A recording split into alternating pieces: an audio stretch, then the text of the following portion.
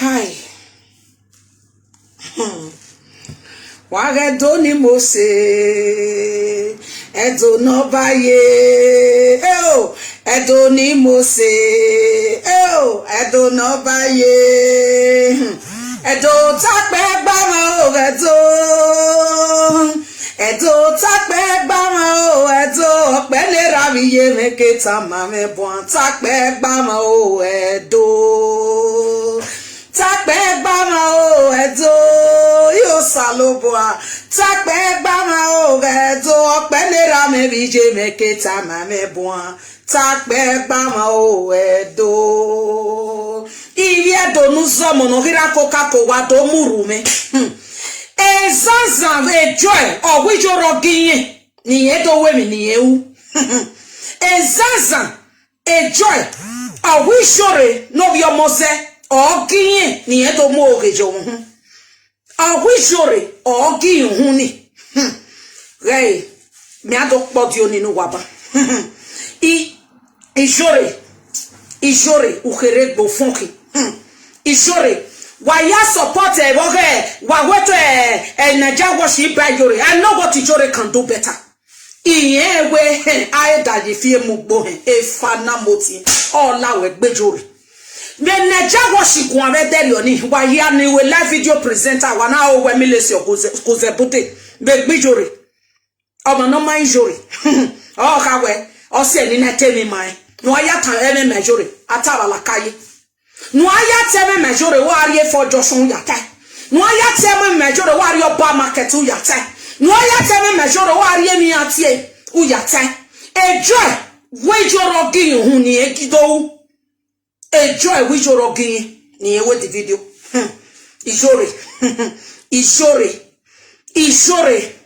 Ishore unu gbati ewe. Ozel ohiana. Onyo wegbe. Ohiana Ishore no bi omose okiana oh ton we subuluka okin ha ton we okiana I will make sure wa ga pe kaka yoyo dem no me Ishore so wo gi ejo hu no na do avie bo pa yan eye gbe ebo ni wokian ba obi wokian ba fan walking about be Yore. Me dead up but the audio ban because of which you know your mozogi. Because if you do your mother or do you, it may have when you need or do you. Me dead up bay mawa. I wish you know your mozogi. And Naija worship one better one arm when Naija worship on home, you know, and Naija worship in and Naija worship on none, and Naija worship on none. Enjoy with your opinion, the women you. Ishore, take your time. Ishore, take your time.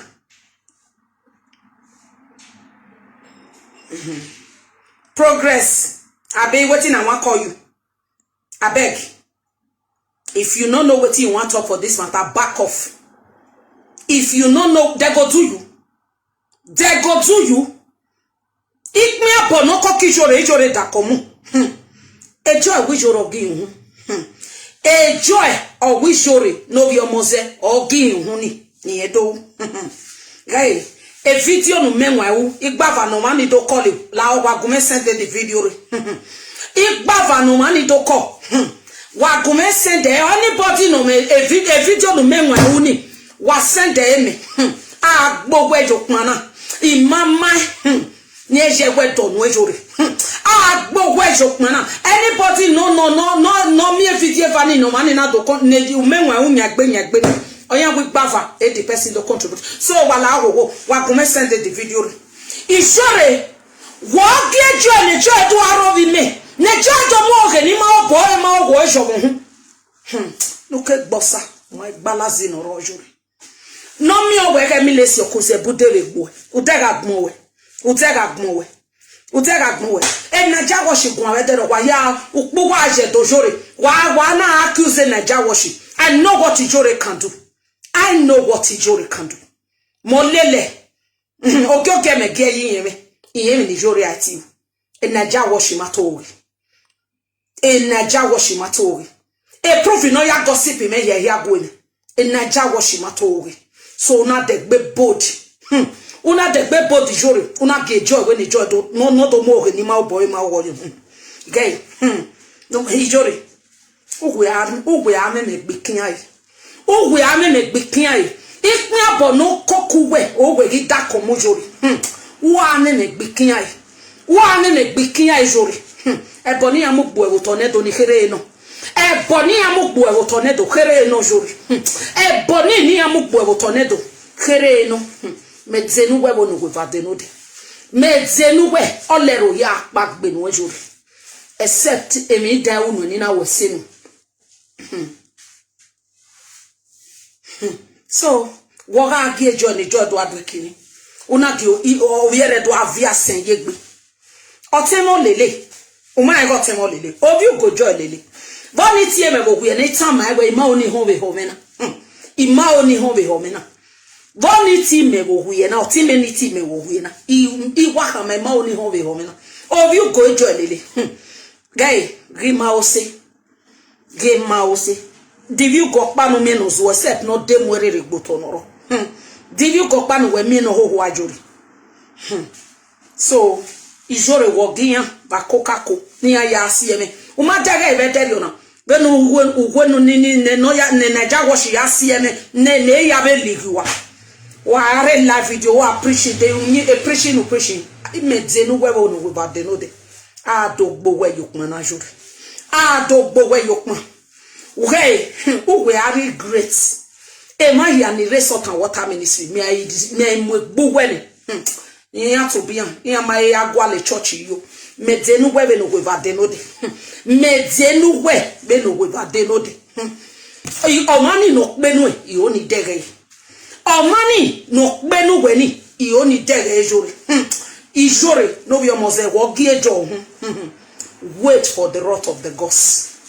Ebo we mudia Ijore guge ni mebe guge Ijore iwe no guge ni meno ya ga no pe guge medie no we no we vade no de medie iya ni reba mana bobo we ba we ni ha bobo yule they are going to face him in nike ya face ugwe awari o jakwere kwere ugwe ari o jakwere kwere wa ari o jave na he Atama we ga be na musa keke area musa mini. Atama we be na musa keke area musa mini.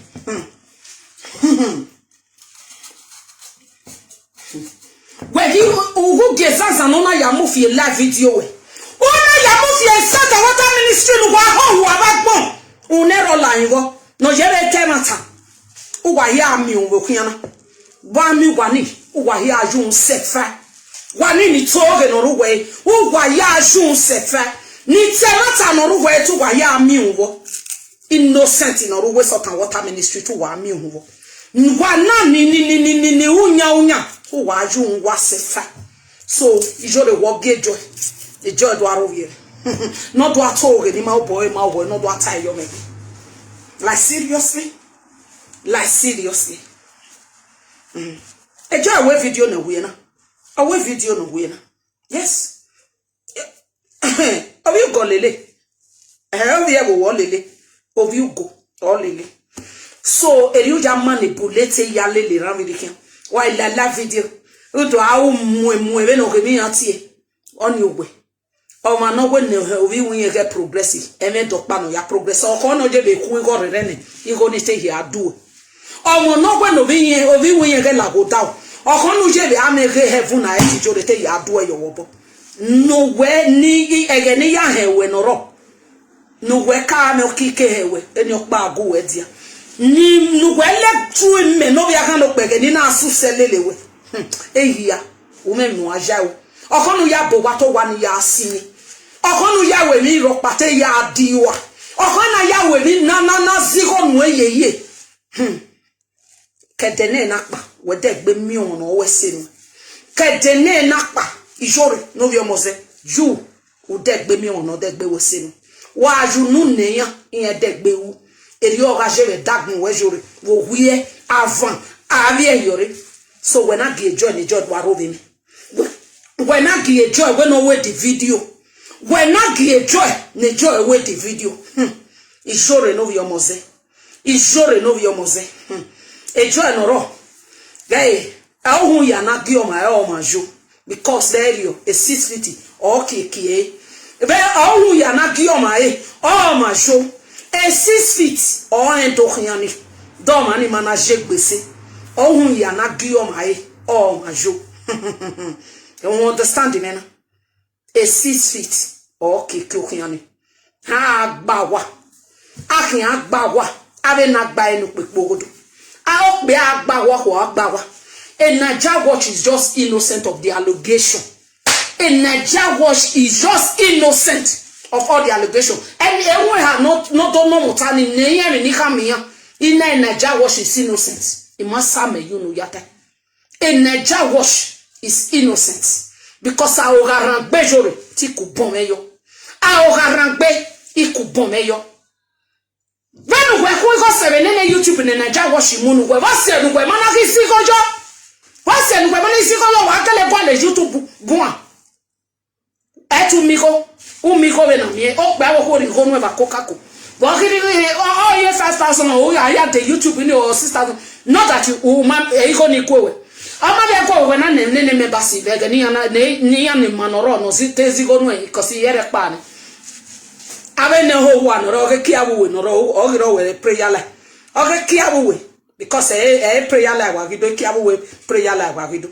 Ege no na prayer like o ege di maneko ni na arewa. Kiabu we prayer like o wagido. Kiabu we part 1 or 2 prayer like o wagido. Kiabu we part 1 or 2 prayer like o wagido. Ege prayer like wa gboku. Utege any time no ya lero nwa. E time na ya tebe kiabu ogi me. Any time. Kiabu we prayer like e jore gido.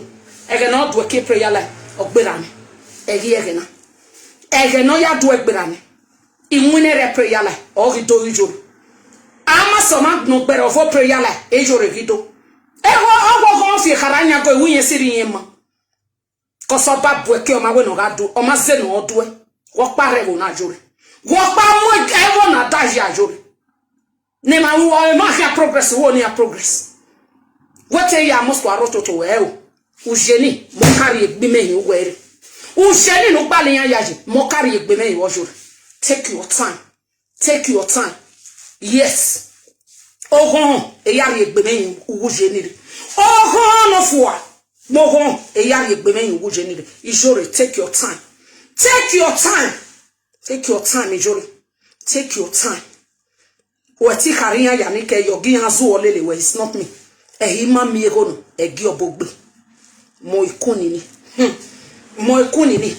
oti me mi na ni me tam aiwe ogwe ni yala dia we mai ogwe betu pono fo yala ogwe me ye ige pono fo ejo two arts ina we ijoro ofin owehin imuwe wowo benyama cause ekwe me ye ne kuni hini we ma no ikun. Don't even my family that know me. We must show one on the 7 colors of Sawe that's all the 28 colors. You will soon see it. Because no way dege it can be men or all dege. Even no way my I will show you the stuff Sawe Megazo will be made of for that good 4 years. Where's your Jenny? I well, remember man I press or hungi noto. None me no ya gano. Well, remember man I remote. Gene mo ikuni ni. Kon wa billions. The salt and water ministry. Iya kon wa ya ija ne Julius Begalo wakpa. O kon wa 100 billions of the salt and water ministry. Iya kon wa mo ija. Salt is Julius Begalo wakpa. Ili oraje no wa. Uwe kwa ya master to maso wa. Uwe kwa ya master talking and maso wa. okay amaso wa o ha ma gbekwa we o re ma gbekwa we kwa master na ho when ya akpe a video he live video we ke no fi an we ke ya wo kwa ya master amaso wo wa ke no fi video bi nu to pe live video we wo kwa ya master to ya amaso wo wa o maso wo wa egie wa ya lele o no fi video ni gijo ni jo re pe egie o wa ya lele egie o wa ya lele ya ra kwa ya master o no fi video mi gijo re nu da no kilo no jilawa omo no fie video ni gwe ni gwe pe de ne do ehi egbe masa o ka ona go be jemi o po geva na go be jemi obe na go Italy e kwa masa na be do hu e fe va Italy ehi ma mi ego egi obogbe e ma no we phone or we sort and water ministry wa ya lele kwa ya master enu wa ya yo wo ko ni da kwa ya master o ha ma gbe ko we jore we na ya po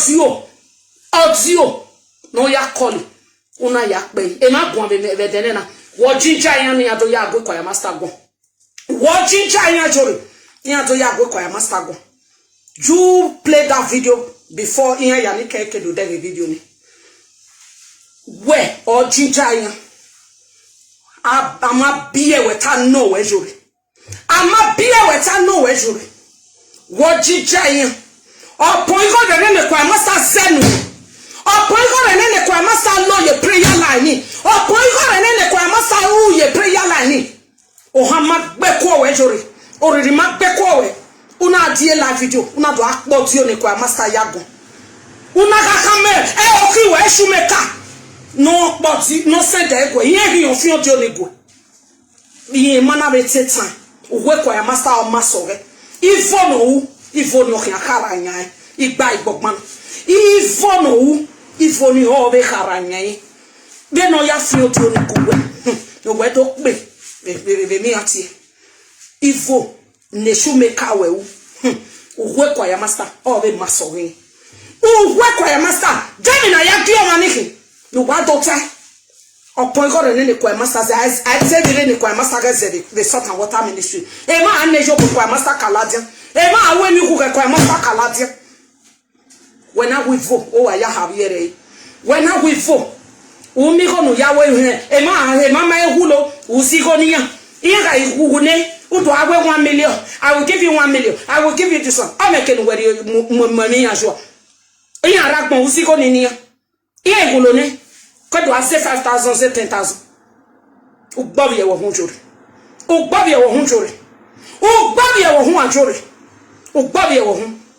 Emma Gulone. Ukado asigo agwa we go nuse jore agwa we go nuse opo ile kwa master unu we opo palo le kwa master yele luwe opo usele kwa master sele luwe agwa we go nuse agai egbime e kwa master lari to hell with your money oma akon na we bako e bo pari ohun ni akon ogara kon jore ana we bako e bo pari ohun ni agwa we go nuze to hell with your money jori to hell with you and your money to hell with you and your money jori agwa we go o ha ma gbe ko we no po ke fa no agbe good news la we gbe usun demere e good news no la we gbe o we no la we gbe baba agwa we good news defe no onu san me korobe no ana jo we gbo ye go jori defe no we fe na onu san me korobe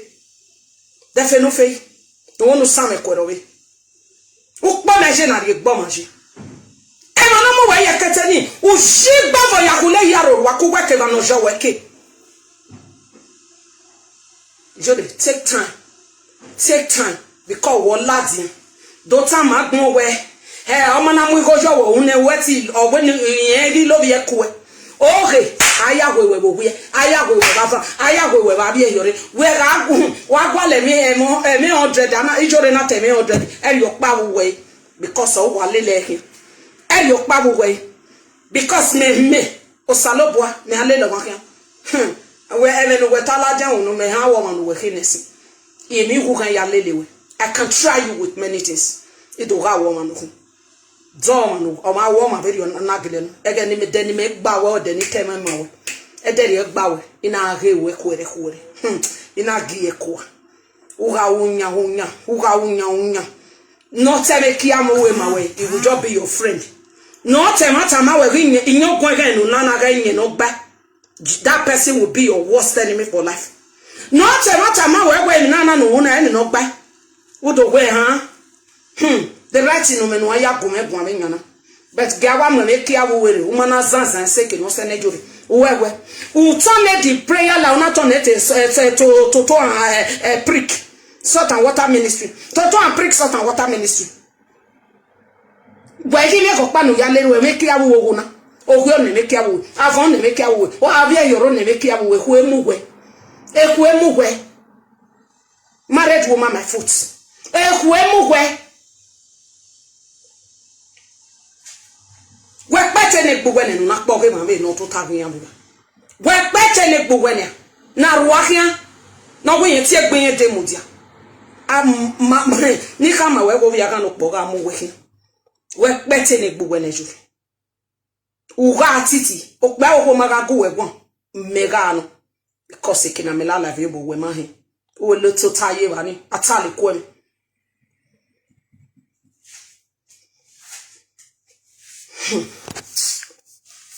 egero me degbede si se zanzan wo water mi na wa ni we live video presenter na wa ya hen na we na gba enu pope wodo e wa ya dege ene na we na gba enu pope wodo no e phone aru imana do be time na me bo o do call the live video o we joro tam o we joro we ni ewe o we jore o we ni ewe ask me who jore help ask me when ne jore ni di me no won era o na ya de pure water keka no ma ke gbe oko e force are ya di otuja o tu kan ni na gudu wa measure it's not a force mo la were gbe o ne e kavashan gire awe wa seto e jeri kore ma jo won me yan ni kai wa ga de gbe dale no ba me ni wa ge na o cow wa ge ra o kiki wa ge ra mi ati so let me try cause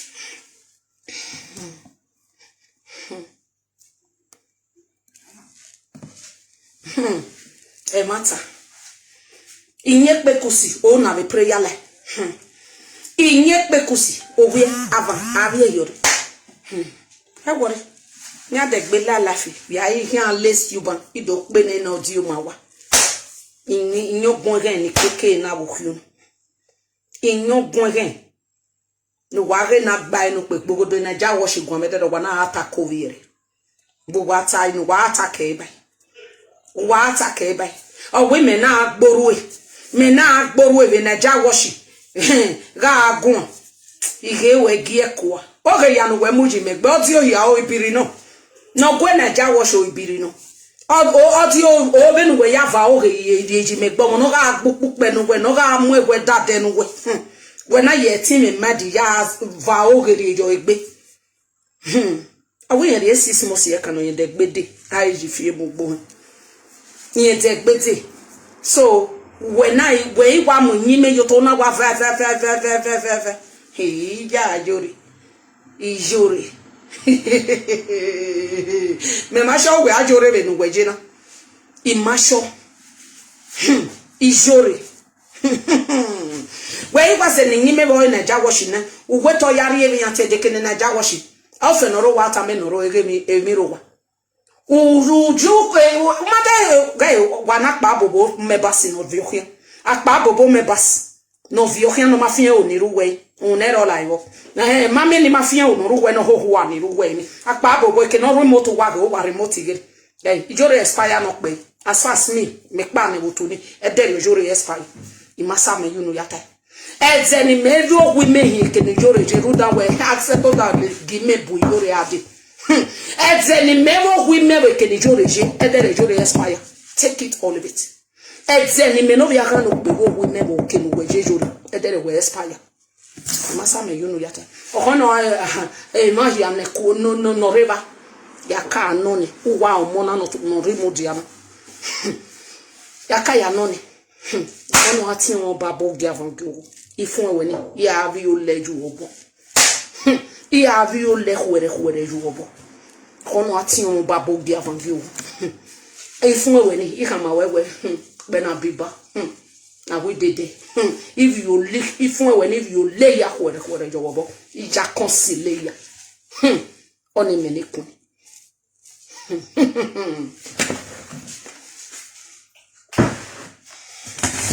Watuta. Wana gossip. Eje wawe the video. Who when wa ikun wana have you la video una mo ye salt and water ministry. No wa get no wa ko wagun. No wa get no wa se ko wagun. Wa be o wagun. Awun kalawo. Uno kiro no jilawo. Wa dehi e kwa wokoro. Ke shume kawe ke ya wa ya hoho aba maso. Uwa ho wa aba maso we kwa ya master maso wa. Igba igbogbon. Keno nene shume kawe ke yo wa hia ho aba maso o wa de ye kwa wokoro abi ohun susu ge ma o se ezeze gbeso madun mo vi aga no pe ni nu ne gagbe mo vi aga no pe ni na ye kaga no pe ko mo vi aga no pe ni na fi ohun na ye zaga no pe ya tama wewe emi ya no lele me adiagun te ya go evenjuri ogu eve ogu eve edeni me pasu we edeni me ya fo we side we edeni me pasu we edeni me ya fo so when na body ge joy when the joy do to we you we amegbe when na body ge joy when the joy do we video no to we ji megbe ijore awe rejo romo be enehunde awe no rejo romo be enehunde o awe rejo romo be ijoro we kiyan awe no rejo romo be lenu ri ga ton we gbe o awe rejo romo be enehunde awe no rejo romo be enehunde o awe rejo romo be uveri no pogeva awe no rejo romo be enehunde o awe rejo romo be omo bo we kiyan awe no rejo romo be awe rejo romo be ijore nehunde awe no rejo romo be uveri no pogeva o awe rejo romo be enehunde awe no rejo romo be omo bo we kiyan o awe rejo romo be enehunde awe no rejo romo be renu ri na ga ton we gbe o awe rejo romo be e mo pata mo mewen awe no rejo romo be oga se kwa ori hiu awe rejo romo be enehunde awe no rejo romo be omo be we kian po geva o awe rejo romo be enehunde awe no rejo romo be Emahia, no reme kueva ni ya gume no we buye, ya gume no we bava, ya gume no we bavie hiori. Uza we. Evaja ni ami we bojo. Beno ya gie ezanzan. Beno do nyunyi matosi no. Beno nyunyi matosi no. Don't worry, I'll block her later. When we ya gie joy. Beno do nyunyi matosi no. I see you, love. Oh, bye, baby jury. Talk by jury, be. It's time why not okay. No way, I will me, no way with me. And then it makes the view when you start and what I'm in a dead or demo western. Massa, you know your time.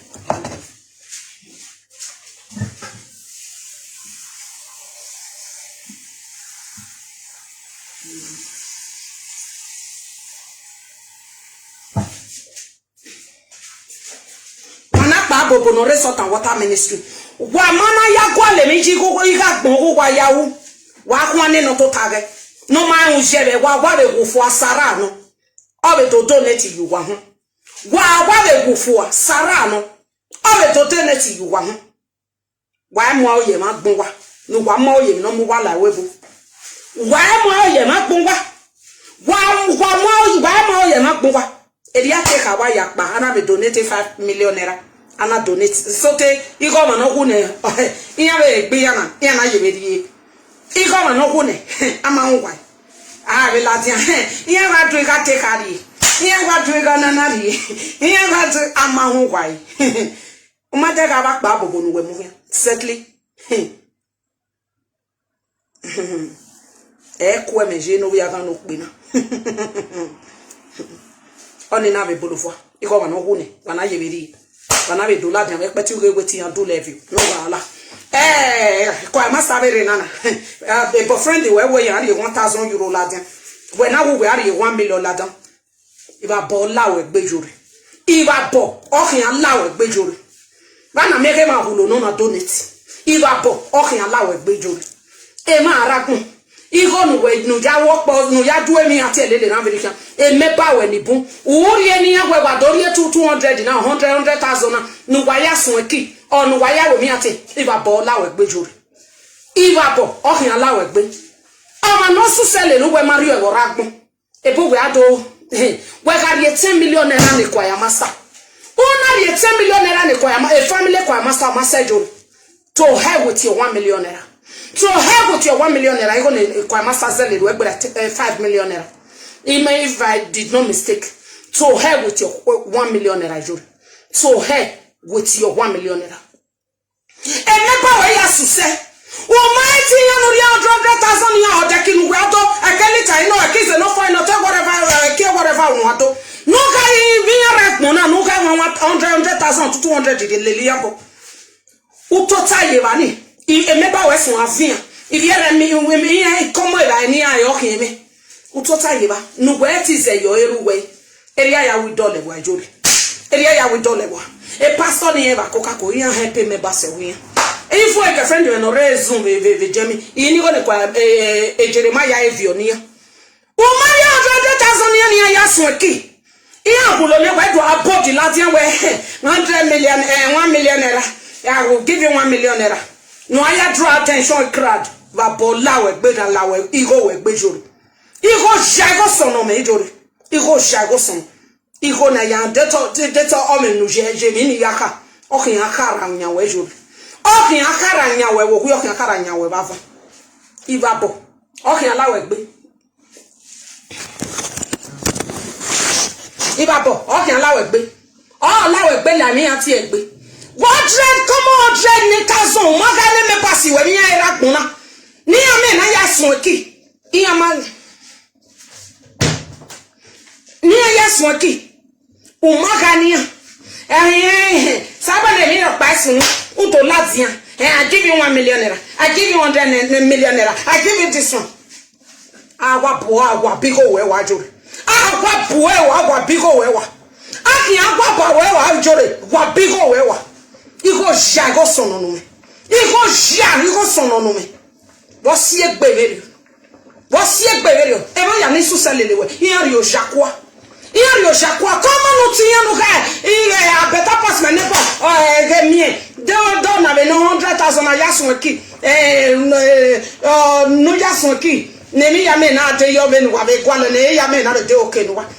Akana ga 10 million naira we wari la janjoro na ga ni me basiwe. Agbo e wa jore. E so marie ra ne de na gbesin. Wa la jan. Eri obe o te ye dia. And you pay me here. Nema popolele where you are done well, Jody. Nema popolele where he you are done well. Come on, better pass my neighbor. Emma ya no so selele we yamu. And come on, better or neighbor better pass me. E so mo e beba. But e no concern worry e weather day. E so mo e no ke concern we Jody. Amate ne gbo we ma we gbe ran we. E gbe ran we a Jody. Amanate ne gbo we ma we gbe ran we. E gbe ran we. Egbe no zuozuo asani aya gboko we malade egbe no zuozuo we wa body ugu adori 1 million naira ni family choir master like seriously Jory we are 10 million naira be no so sell the west o ma say Jory so here with your 1 million naira Jory adazo ene adazowa so here with your 1 million naira Yaki e boutique no ke na gbon ima. O ni no ri yaki no ke na gbon ima. Ne ku eru a o. Wa mi mu le gba ki o ma mi mu no tuwe. O ma mi mu le tuwe ya ri o jakwa. O ke ri go ra ni o ka ya gbon lo kin ya gbon u la kin ya gbon la lo kin ya o agbon mo gbe lo kin ya gbon wa fi. E ku e mu gwe Jody. Amana tamori ya wo tin ri ya wo tin doloji. Amata mori ya wo tin ri ya wo tin doloji. E ku e mu gwe a. E kwe mwe ibu egege eme basi we ya susekwa iya ri oshakwa wa udu agiyan le live video ama mi gbo ma me we we awe who are you jore who are you not you ame mo not le only for you no edene na bona ujo ko dan ya hausa not you ame not you only for you no we lo no we ya leru na agome we only for you ni aga tun mo na all way not you no we edene na we tu yo ko dan hai because of atemata mawe odo we ni anu ni akin because wa mata we gbe no atore ni opa he na wa tere ki awu we ma we mi opa no we wa he ijore you are done well ijore you really try ijore you never kenana temata you know they ever stand there you know they ever stand there wa ha ni me no pe we de kan do atale ku emelele na be dike o do atale ku emelele na be dike o tega gbon we estelesi be dari oni and in the got tell nothing but the truth because me stelesi me no pani ikebe ni no pani na iye tijore ijore gbe ni ne no gbe stelesi o iwa tiyen ijore tetan o re abugbe ogbe nine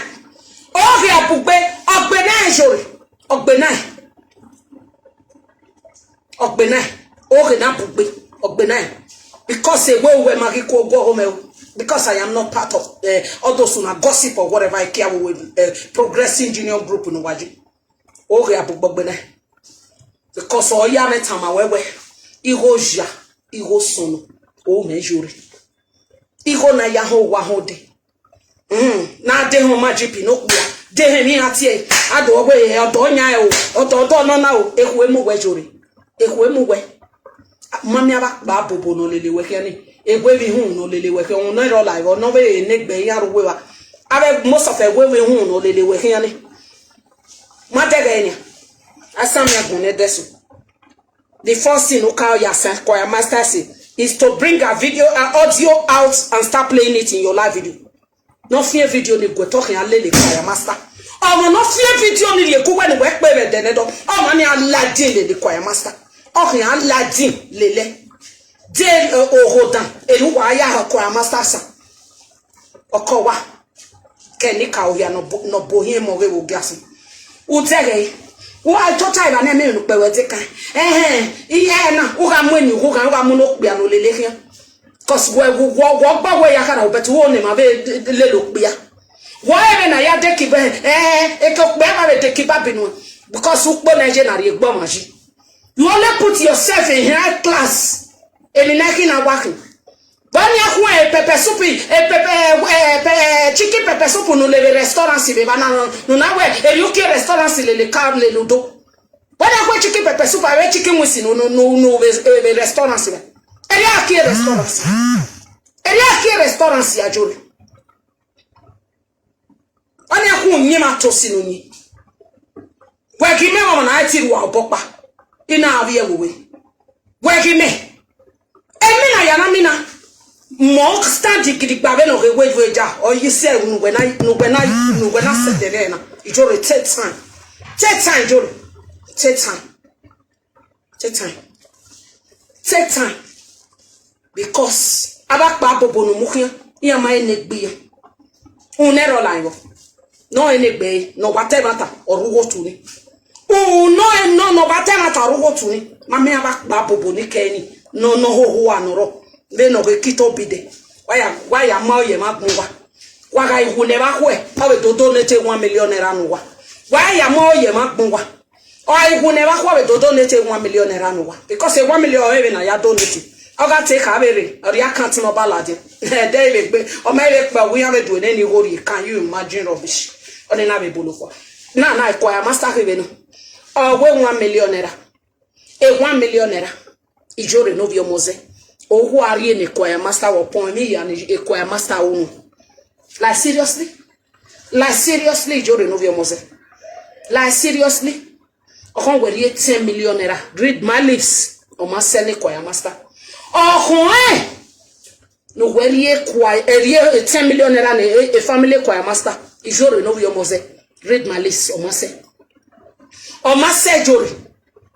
abole ran bole do bole Kavashan bole Jericho wa umadega pa bobo nu wakini wa adu ekeni jore jiba wa gume hom enime bunu wa pen iga hon wa lele kwa master wa no roman wa lele kwa master ave full at 50 full at 40 be full at 50 ave de no hyo mario fu wa gwa le ron you know wa na me du eki unyima to sina.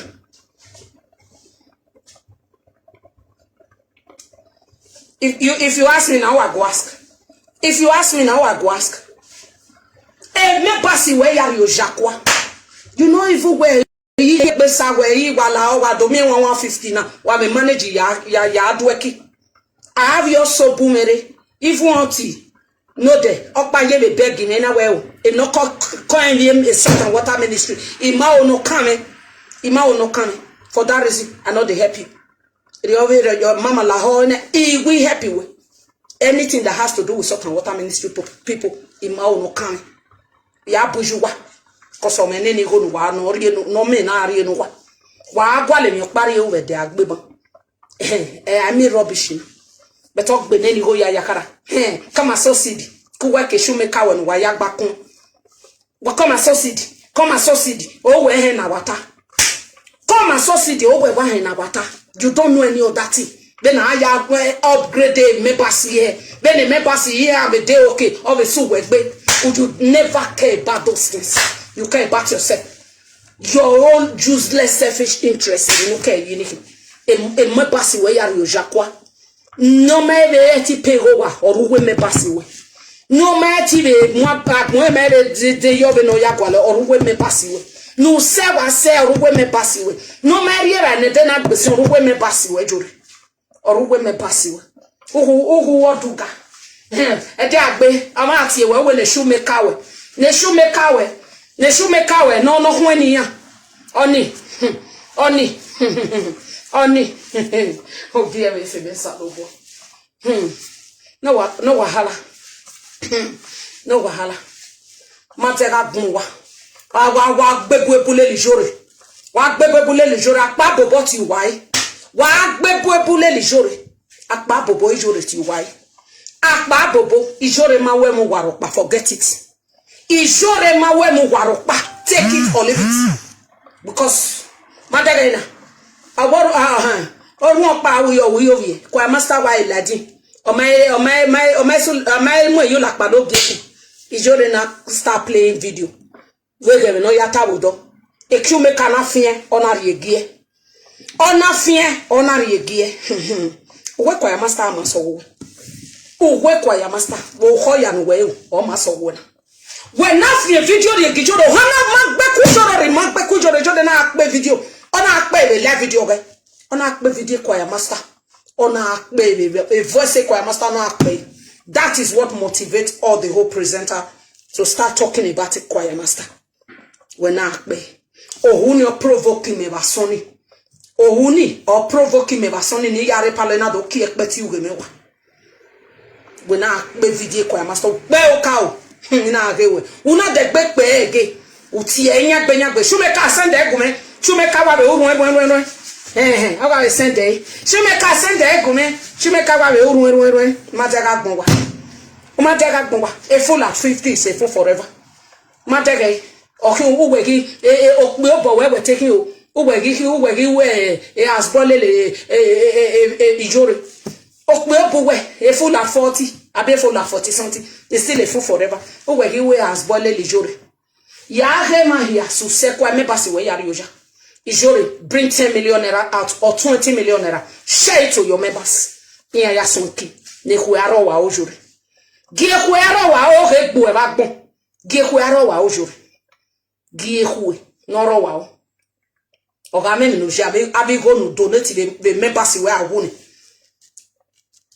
gie na o ka onu ejori gie a o keke egbe no no rigosi o rigosi egbe no rigosi jori o rigosi gie na o ka gie a o keke ezen no aya gbe kan no masopo no gbe kan e derio o we an we amiri dia waze o ma ya ne ete no aya gbe kan no masopo no gbe kan e derio wa an jori wa meridian wase o ma jame we even e possess no na e we ma yemi o we o ma mi ba bi ehuri wa me no manu wa ko when you withdraw 20 million naira go share money between your members una emi no manu ejuri share money between your members it must me money there me wa to go e me pass we no ye zigalele we share money between your members because oma aragmu ona zo wegi oma aragmu jore ana wo nu e bo pari ohun oma aragmu ana wo nu jore e bo mani apari ohun because oga ipari ohun that money is useless oga ipari ohun jore that money is useless where me woman agwa gugun ari mote you cannot buy my conscience with money only me no ya ganu pe ohun na bi uko egbuko only me no ya ganu pe salo bo anu wolua edena gi me bo na we ni me hu we okun take enu ejori edena we ni me no ya ganu pe hu we okun o take enu una je kebe we stupidness we una alaja we no ya holi yan ni cases there. You don't even want your members' light to shine. Now why him wearing the yaro toto? The yaro toto. It's possible with you because you are not their God. You are not their God, Ijuri. You are not their God because Ianga hinu ogaso wegbe Ijuri. Iana hinu belegbe agwe yabi Ijuri ogaso wegbe because we can assemble said it. If you know what is good for you, or ko ga go ni members in. If you know what is good for you, who ga go remember si ni ayasunki because who say or ogbiyanri eba who say gbiyanri jori no vi omoze who say gbiyanri ladian eba we are the winner hey who want to deceive omoropa mama ni ho wa ni remember wo who were deceiving the intelligent ones. The movers of Sheka no carry me bawe. Wekbo the movers of Sheka no carry to weni. Wekbo oh mina gewe we ava awie hiori. We aita egi fliki ma no ho one ro ye believe we. We not sava kokako e fliki ma yori. No ho one ro we. Oh, me lele we bikin lele we. Anything we taloba. Ogoge me are reketi me na. Ogoge yagie. Igie. Yes, a game of pabe me ge. Because it's all useless. A mini rock by lady.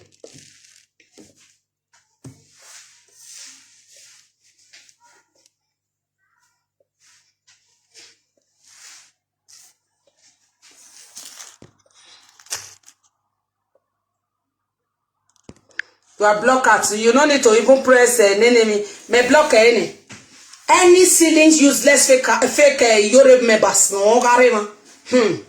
Gay, iwa gay, iga buwa gini jori. Iga buwa gini jori. Iga buwa, iya salu bibi nyawa wa denya jori be live video ge. Gay mau. Gay mau. Ladi ya mebani do atali kweme awu wejuri when I am no manu asembo okesun alele webe no ni aya hinu wa kori ho diejin abo no we do ne wagiri because Ijoro is beating more than he can chew otiki women ya back here my mom make you well ni nku medene na mo je be stand yi mana aka me akoko ekebe onu gay you guys eti bewe anyway yanyi ya we one year efo then we yanyi yanyi iga so ahwe buwe jori ya we bewe 1 year efo nonsense. No worry, I'll block Osas when later for this live video. Mona, no worry. See you guys later. No, I'm not the fuck up. More later. I'll come back tomorrow. I want cook stew. So later. Ahwe okay mabu wana bagbe. Ijoro ga even no manu. Ya ga go ni mebasi we ni ya sonke. Okay mabe we na bagbo gbogo do hin. O ha ma gbe ko we ni ma gbe ko we da gi ejo ni ejo do to oge yi megbe. O ha ma gbe ko we. Oriri ma gbe ko we na gi ejo. Ye zanzan no do to oge yi megbe. Gbo bi o hun jori. Ugbe o bi o hun wo bi o bi o hun va fa o bi o hun va bi yori. Ekito bide. Gay. Ovi gba iri owe ko no o be lese we ai. Eri o ga je no jo. Ovi gbo ga iri owe ko no o be lese we ai. O ya maro ho no ka de wa. Eri o ga je no jo. Aka mi ni tama we na. We jori. Ovi gbo ga I mar o ga iri owe ko ne be no yi. Ja kun ai ne gbe ni o satisfy ni. O de gbe bo ije mo no bi eleni. You made the wrong person. Even you thought the Tagati. No matter come one day. Uwe to bo wo je u ma re mi gbonade. You on to be ye be remi. O ya wa ho no ka bi ene. Better any time I wanna do. You have taught the Tagati. No ke bossa my balance in or bo we second of sawe me gaso we give. So any time I wanna he egbe asa. Wa de ga ibosun wo kan azedun we have me owo jire ugu ma he gay ohuna awa olele me adi agbon mi ya no lele me re imani ni ari ogo bogboga kedo bebe ni abonu no jure ya nne me mege bo we ran we ya kama wewe omo na ta seto dan biesi oga iri owe go ni o ya va hu no bi eleni mark to this later be me later ma wona mo no we are no boy ni I baby nigga kind of people. See you guys. I want coast you. See you guys later. Well, bye bye.